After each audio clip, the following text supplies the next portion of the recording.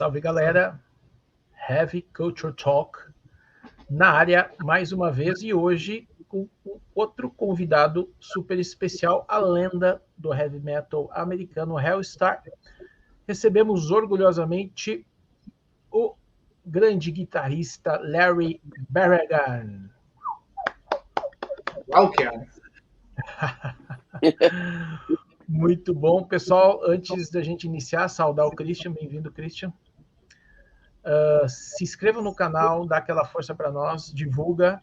O heavy metal está vivo e a gente sempre faz questão de trazer algumas lendas importantes aqui para trabalhar, para conversar com a gente, né? Então vou conversar aí, primeiramente, começar perguntando pro Larry sobre o Helstar, né? O último full length da banda foi em 2016, o Vampiro, e o single Black Wings of Solitude de 2020. A gente queria saber como é que andam as coisas com o Helstar. Tem alguma novidade na área? Enfim, para ele nos atualizar, por favor. Seja bem-vindo novamente, Christian. Okay. Well, Jay was asking about the last album and the last single that you have released, and how are the things doing for the band nowadays? How is Helstar doing? We're in the middle of, we're getting ready to go to Europe and do about almost 3 weeks. And then we're also working on a new album as well. So, great. Yeah, we're still very busy right now.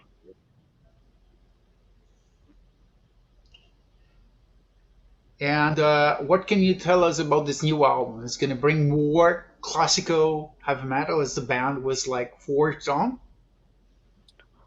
Yeah, pretty much. I mean, Helstar is always going to be Helstar.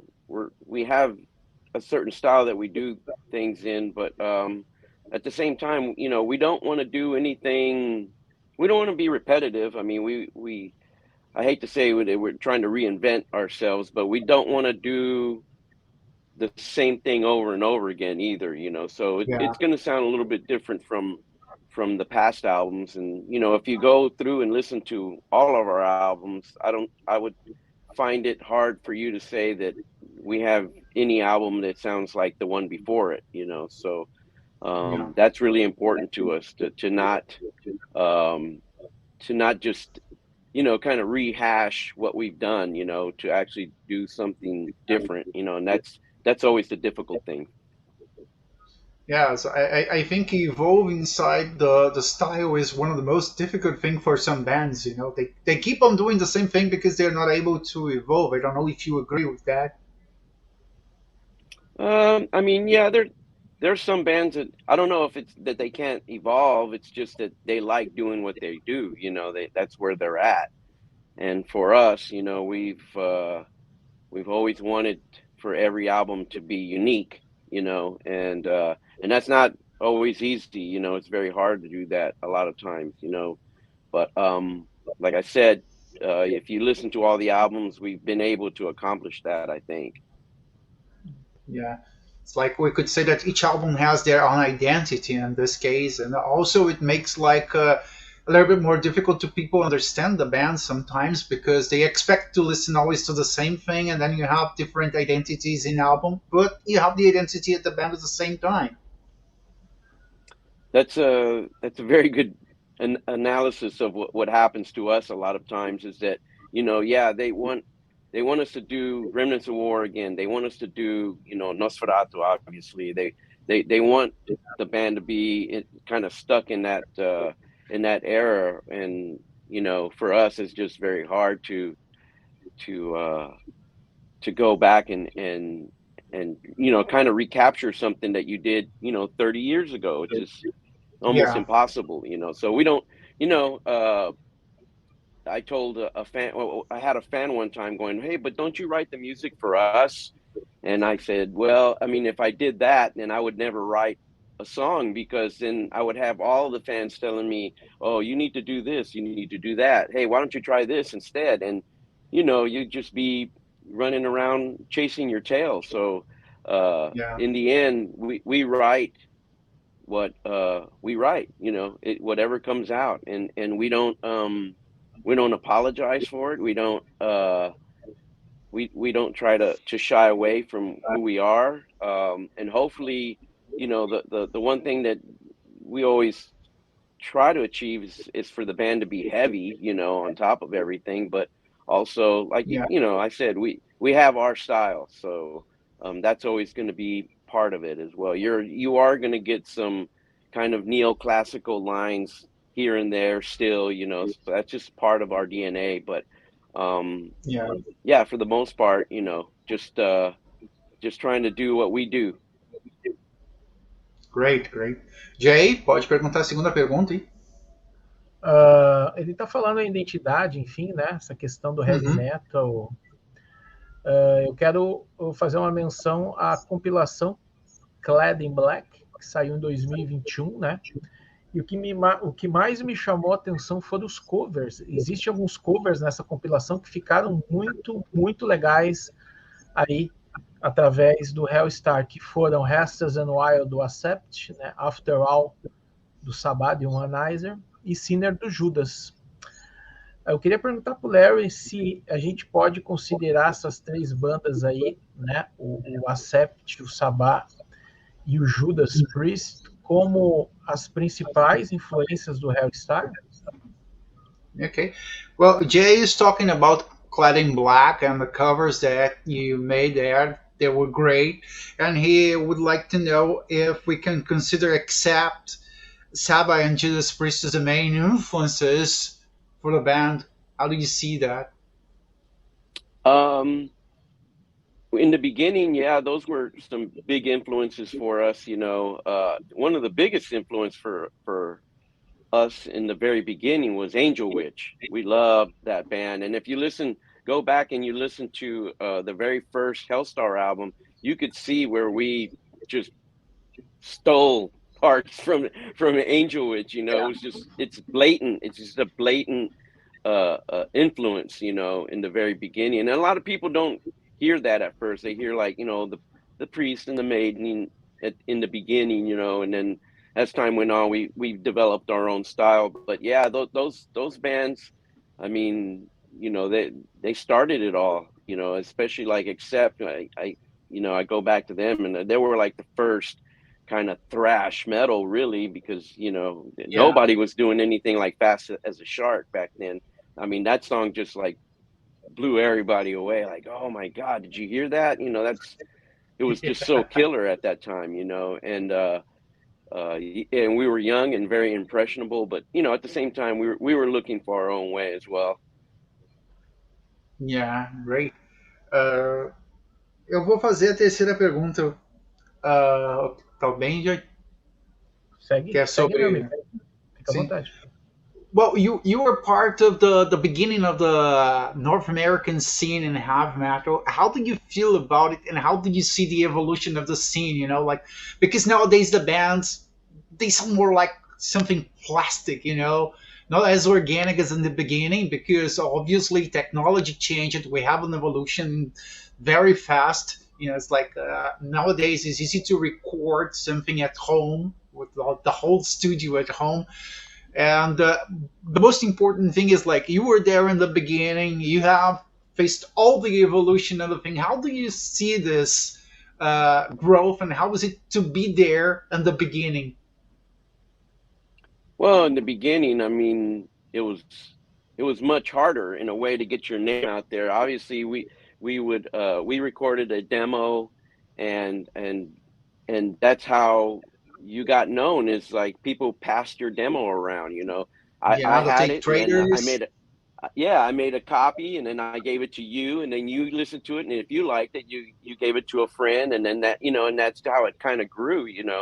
Now with the internet, I mean, it's very easy for a band to just put out a single, or if they want to put out an album. But I mean, I think that the whole thing too is that, like, albums, it may be a lost art now. I mean, the album has a life, and usually that life is between, let's say 3 to 6 months, not even a year, and that's how it was back when in the 80s.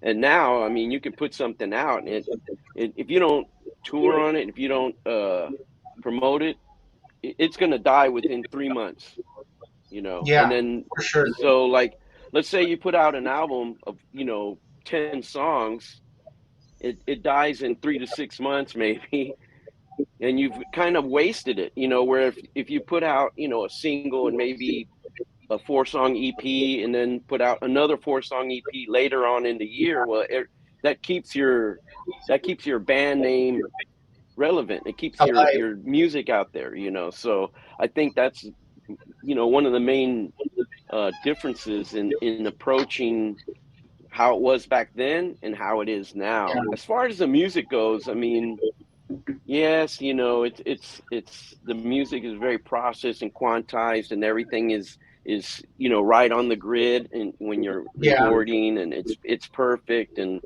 um, we have lost a little bit of that spontaneity, where the drummer sped up a little bit and then he slowed down and he sped up a little bit and you kind of went yeah, with it, and so I mean that's that's great as well, but I don't have a bad opinion about music that is recorded today, because really, yeah, when I go see a band play live, that's where I know, like, oh yeah, they are good. They sound just like their album. It's right on. They're yes, right on the beat.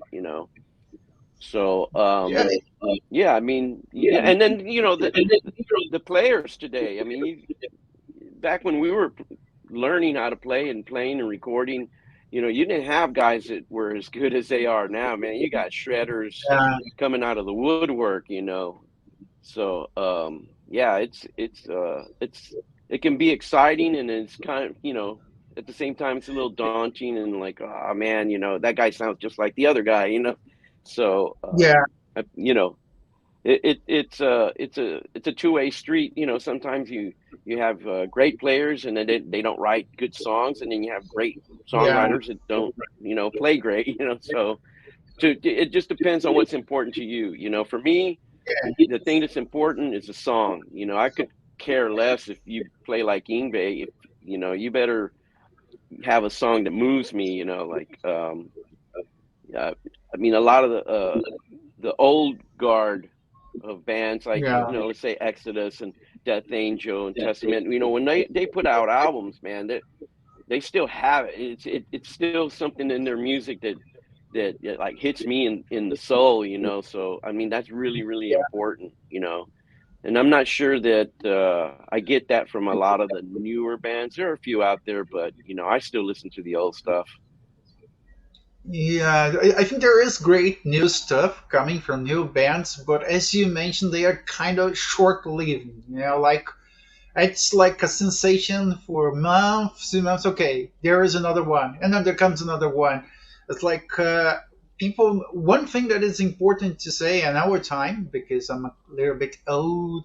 One thing that is important to say is that we didn't have such easiness to get bands. When you have like a EP or a cassette from a band, we listened to that all the whole day, the whole month. There was no much music to be listening to, so we were able to know each song, lyrics, and things like that because we were like focused in that.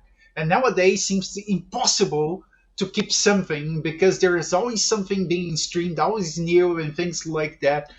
And I don't know if you agree with me, but one point about that time and nowadays, I think the difficulties to record an album or to make music in that time, it was like the thing that contributed to make such unique sound and such unique music because you had to put a lot of effort to do something because it was difficult to find a way to record it. It was like very difficult to find people that had the same idea of music that we had in the past. So it was really difficult to put an album that time. Nowadays it's easy. You can do it by yourself. And I think, in my opinion, that this kind of kills a little bit the feeling, the anger of creating something with rage and that fury to protest against something because you have everything. Well, yeah, and then the other thing too is like back then it was easy to weed out the bad bands. You know, if a band wasn't good, it was, you didn't even hear about them anymore. You know, I mean, they didn't get a chance to record. You know, you had to be pretty good, you know, to have a chance to record something, you know. So yeah, you're right. I mean,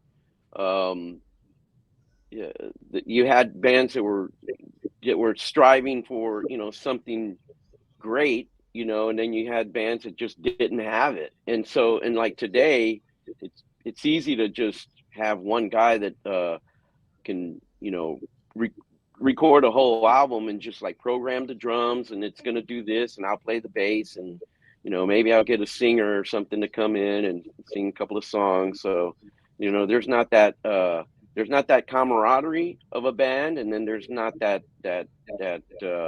energy that where you're feeding off of each other either, you know. So yeah, I mean, you make a good point. I mean, I see that as well, that back then it was a lot harder, you know. Jorge, pode fazer a pergunta. Bem direta e objetiva, né? A tecnologia ajudou ou piorou? Okay, Jay is asking about technology. Do you think it helped or get the things worse? I think it did both. You know, it's probably done both. You know, it's made it easier to collaborate for sure. You know, like I can, you know, come into my studio. I'm in my studio, so I can come into the studio and then write a riff and then send it, you know, via email or on my phone and go like, hey guys, I've got this. What do you think? And then somebody else can go, oh, I think I have something that can connect to that, and you know, we can kind of get a skeleton of a song, and then when we finally get together, we kind of already know what the idea is. So that's a cool thing about it. But you know, like I said, the thing that's not cool about it is just the fact that, you know, almost anybody can get out there and record something and put it out on Spotify and, you know, Apple Music and all that stuff, you know. Yeah, like for me, the good point is like with YouTube technology and things like that, we can dig on old bands that we never had the opportunity to listen to because they didn't reach like a great attention of the media. Because you know, like in that time, they have like they focus on certain bands. They were like the ones that they loved more and things like that. And there was like lots of very good bands that we were able to discover now, for instance. And it's like, well, I never heard about this band, you know. And also, I sometimes it helps to resurrect some bands too that people never paid attention, and then someone listened to that. Oh, I'm gonna release this in my country. Gonna release this in Brazil. Nowadays, we have lots of releases in Brazil because of that. People were looking back, searching more for the 80s, for the 90s to understand the beginning of heavy metal. I think because, as we said, the 2000s metal, it is a little bit plastic, and then people start to look for the roots, I think. And then it's a good opportunity for the bands that never had the stuff released in other countries to have it released again and to get a second chance, you know. Right. Yeah.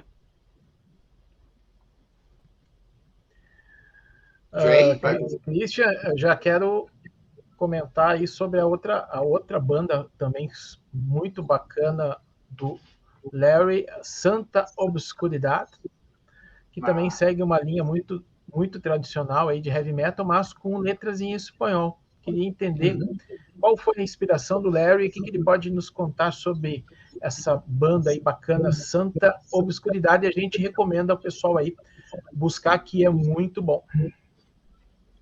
Jay is asking about your new band, Santa Obscuridade, and how was the idea of creating this? Because he's saying they have Spanish involved with it. Like, how is it, you know? Oh, Santa Obscuridade, we started about 3-4 years ago. Basically, the other guitarist, Rudy Rocha, and myself, we've been friends for a long time, and we were at a bar watching another band, and they were playing rock en español, And I mean, I don't know how acquainted you are with that type of music. It was very kind of pop music. And I made a joke just saying, "Hey man, you know, the only thing missing in rock en español is rock. You know, it's all very, you know, pop oriented." And he said, "Well, we should put a band together and sing in Spanish and make it a little bit heavier." And so that's where the idea grew. I mean, we're all like Spanish is my first language. You know, when I was my grandparents raised me, and so when I went to Yeah. school in kindergarten, it was like that's all I spoke. You know, so it went from, you know, just putting this band together and singing in Spanish to really realizing that, you know, it's cultural for us. You know, Yeah. it's the language that our parents used to get mad at us in. You know, it was the language Yeah. that we would hear on the weekends. You know, and you know, with the mariachi songs and the rancheras, and you know, and Rudy actually plays in a very uh, popular, very famous band here in Texas of Tejano music called La Fiebre, and he's you know been nominated 3 times for Grammys. You know, so when we started putting it together, like I said, it became something really, really important to us because I mean, in the United States, Spanish is the second language. You know, it's Yeah, the man. number 2 language of the country, and you don't, and then there's no bands like us. Not in this city. There's maybe one other band that may do some stuff in Spanish, but for the most Yeah. part, you know, we're it. I went to San Antonio where I mean, that's like the number 1 language of that city, and I asked like, "Hey, is there, you know, another band that we can book ourselves with in San Antonio?" They're like, "No, you guys are the only ones that we've heard do this." And so it made us go, "Okay, no, we really have to do this now because we're so underrepresented, you know." Um, Yeah. but yeah, you know, the band it's a heavy metal, hard rock, straightforward. You know, it's not really like Helstar is very, very technical. But if I wanted to do Yeah. really, really technical stuff, I would uh, I would do Helstar. You know, why go and do Yeah. another band and make it sound the same way? You know, so that was one thing that was really important to me was that I would be able to play different in this band, and it's fun. We're great friends, and that's the other thing is that we're very, very good friends, and yeah, I mean that's the reason why Hellstar has lasted so long. That James and I are very good friends, and you know Yeah. we're brothers. So every once in a while, yeah, he'd be like, "No, you're wrong," or "No, you're wrong," and then, "Well, I'm not going to talk to you. I'll call you tomorrow." "Okay, I'll call you tomorrow." You know, so Yeah. but yeah, I mean, Santa Oscuridad is we're working on our third EP now, so Oh, we great. have number 4 already ready too. So I think it's gonna be a 4-song EP and then another 5-song EP after that. But yeah, we're just trying to finish it up and then go into mixing here. Hopefully in the next January, February, March, maybe by the end of March, you know, we'll have it done. Yeah. And talking about the lyrics, do you use any cultural aspect in the lyrics? Like Spanish cultural Uh, aspect? a little bit. I mean, you know, a lot of the Spanish bands, a lot of it is political. So we have some political songs. We have some songs that are a little more fun. Like we have a song about a bullfighter who dies. You know, who doesn't win the fight. You know, and so I mean that one's kind of fun to play, and people seem to like that one. We have one about it's called Lágrimas de Sangre, which is about childhood hunger. You know that's something that's very Yeah. real in this country, and I know it's a worldwide epidemic where kids just don't have food. So um, you know there are songs where we make a statement. You know, and then we have one song that some people think it's religious, but it's not. It's a song called Padre Nuestro, and it is Lord's Prayer, but it's a song about a young girl who is being abused. And so every Yeah. night she prays that, you know, the abuse will stop. And that's why, you know, that one's called Padre Nuestro. So yeah, when you sit down and you kind of listen to the lyrics, some of them can be very, very serious, and some of them, on the other hand, like I said, you know, we can have fun with, you know. So I think that's one thing that's important in this band.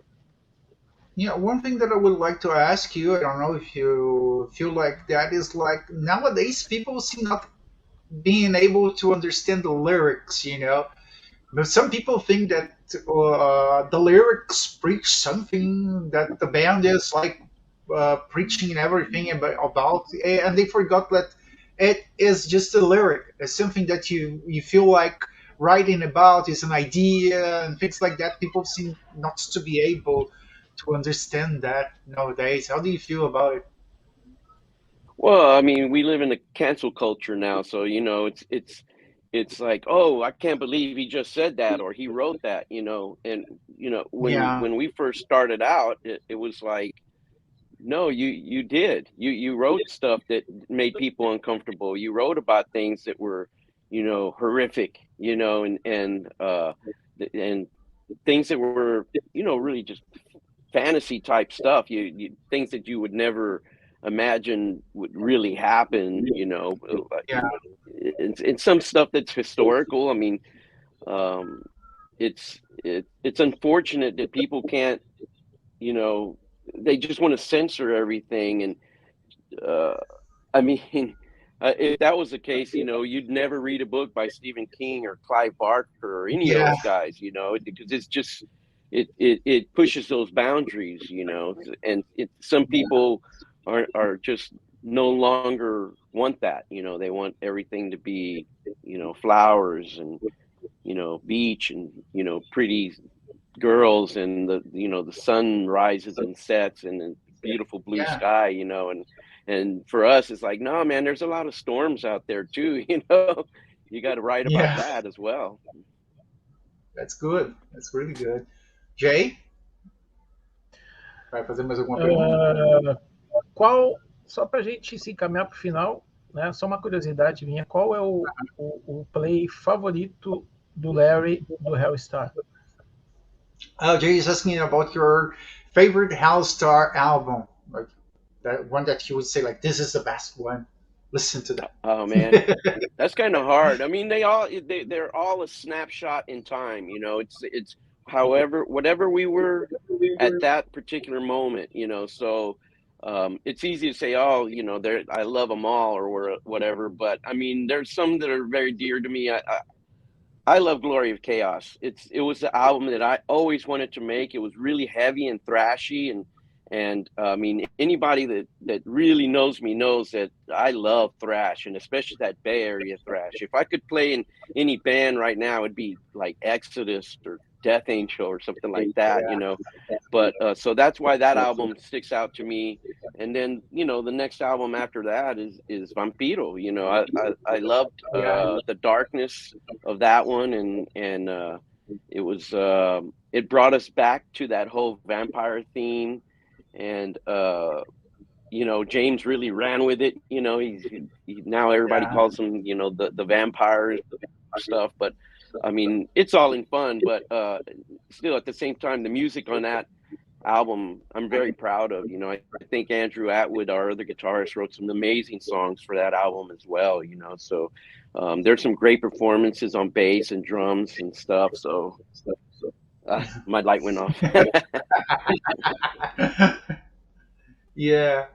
One thing that I would like to ask you about the old times is that, which is pretty different nowadays, is the fact that there were kind of a healthy competition between the bands in the 80s, the 90s, and nowadays it seems to be like a real fight for views.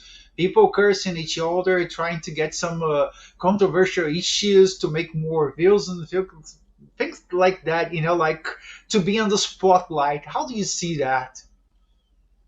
Oh, I don't like that, man. That's not what it's about. You know, when we've toured with some pretty good bands. I mean, we went out with Anthrax on one of our first tours, and I mean, they treated us fantastic. You know, it wasn't even like, oh, you know, we give them two lights and give them half the sound or anything like that. I mean, they just said, hey, they get all the lights and sound, and they had their show, we had ours, and so it was I wouldn't say it was a competition where like you said that there's bad blood. It was a competition like, well, we're going to try to play better tonight than you guys, so you better bring it too. And it was friendly. Now it was I mean healthy. yeah. Oh yeah, it was healthy. That's a good word for it. I mean, I wouldn't, I don't get into any of that other stuff with, talking bad about bands. You know what? Every band, there's not a band out there that's trying to put out a bad album or, write a song that sucks or anything like that. Even though people say, oh, it sucks, I don't like it. Well, then, that's your opinion. But, deep down inside, we all know that all the bands, if they're putting out albums, they're doing their best. They're trying to put out the best that they can put out, So yeah, I mean, I applaud all the bands, and I'm a metalhead. I'll go to shows, and I love going to shows. I love seeing other bands. I love seeing young bands that are coming out. There's a band here in Houston named Hazaret that I absolutely love. Man, they're so heavy, and I kind of see that happening again here in Houston, that scene where the bands are actually going out and supporting other bands, which I think it's important. It's been something that we missed in the last few years, and it seems like it's coming back around. People supporting other people. Yeah, I think this was the real underground. Nowadays it's like people trying to get more views. One thing that I would like to ask you is about Brazilian heavy metal bands. Do you know any bands from Brazil that you like or something like that? Um, well, obviously, the big ones. Everybody Yeah, likes Sepultura yeah, and Cavalera Conspiracy and stuff. Actually, I like the two girl bands too. I like Nervosa and Crypta. Um, yeah. I got to meet them at one of the festivals in Belgium. We played together, and Fernanda and I had been kind of pen pals for a little bit. It was nice to see her at the festival and see where they've kind of gone to. Yeah. I mean, I'm sure there's some other bands that just not off the top of my head can I tell you, who else I've been liking. Ok. Jay, tu vai fazer mais alguma pergunta? Helstar no Brasil é sonho distante ou a gente pode, quem sabe, aguardar? Okay. Jay is asking about is there any opportunity to have Helstar playing in Brazil? Is it a dream? Can we expect something or even Son of Obscuridad? I mean, for both bands, we'd love to go down. Helstar was trying to work something out with a kind of a South American tour, but it probably won't happen until the next album is released. We've been going to Europe, very regularly, and I think this time we may, do like a few festivals in Europe and then just save our time to go to maybe a Brazilian show, some shows in Brazil, or throughout Mexico or something like that. But it's a very real possibility. Hopefully next year. Well, it would be great to have the band playing here. Even like South America, Colombia, Yeah, Bolivia, Argentina. It would be great to have the band playing here because we have lots of metalheads in this country too. Because like South America is like there is like a huge heavy metal audience for the old bands, because we didn't have such opportunity to see them when they began. It's like it was more right. restricted to each country, and nowadays it is also easier to have this happening too, because nowadays the band had to be very, very famous to travel to other countries and things like that. To have a band in Brazil, for instance, was like very difficult. but we had it because it was like in the spotlight that time and things like that, like Iron Maiden and things like that. I think nowadays Right. it's easier to arrange something and bring the band to Brazil or to South America. Yeah, for sure. I mean, we'd love to go down. I mean, I don't know what the demand is for Helstar or for Santa Seguridad, but you know, at least for Helstar, I know we could, you know, probably play some of the smaller venues or something like that. Yeah, hope so. Jay? Ok, a gente está no tempo, né? A gente não quer aí atrapalhar mais o Larry está no estúdio. Eu queria agradecer, Christian agradece em nome do Heavy Culture. É uma honra estar aí falando com um ícone do heavy metal americano dos anos 80 e agradece bastante por nós e deixa aí aberto para ele contribuir com alguma mensagem para os fãs brasileiros e foi sensacional. Well, we are finishing here, okay? So it was a real pleasure to talk to you, okay? A great honor to have the opportunity actually to talk to you. And I would like you to leave a message for the Brazilian fans, what to expect from the new Helstar album, also for the upcoming fans of Son of Escuridad, because we are trying to help to spread the word about the band. Sorry. Well, cool. Yeah, I mean, first of all, thank you to all the Brazilian fans for your support, man. And because bands like us can't do it unless there are people like you out there listening to us. And we're very humbled and honored that you guys do, you know, take the time to speak to us and listen to our music. As far as Helstar is concerned, like I said, we're working on a new album. Hopefully, it's done by the end of the year as well with Santa Seguridad. We have almost the third EP completed. We'd love to go play. We'll see if we can get our stars all in line and make it happen. Yeah. We'd love for it to happen. And other than that, man, I mean, just thank both of you guys for a great interview. You're welcome. And thank you very much for giving this opportunity to us here. Thank you very much, Larry. Obrigado, Christian. Pessoal, se inscreva no canal, subscribe to channel. Have a culture talk. Hi. Hi.